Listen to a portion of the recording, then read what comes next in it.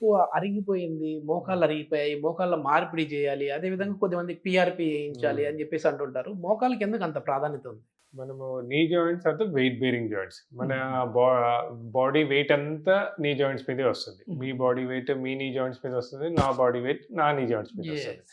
And then apart from that మనం పొద్దున్న లేచినప్పటి నుంచి రాత్రి వరకు చేసే రెగ్యులర్ యాక్టివిటీస్‌లో నీ జాయింట్ మీద ఎప్పుడు ఫ్రిక్షన్ ఉంటది. అంటే ఫర్ ఎగ్జాంపుల్ ఇది మన నీ జాయింట్ చూసుకున్నట్టయితే హ్మ్. దీంట్లో ఒక 4, 5 మెయిన్ స్ట్రక్చర్స్ ఉంటాయండి. అంటే తొడ బోను, కాలు బోన్ మధ్యలో ఈ కార్టిలేజ్, మెనిస్కస్ తర్వాత వీటిని హోల్డ్ చేసుకుంటూ కొన్ని టెండాన్స్. కొలాటరల్ లిగమెంట్స్, ఓహ్!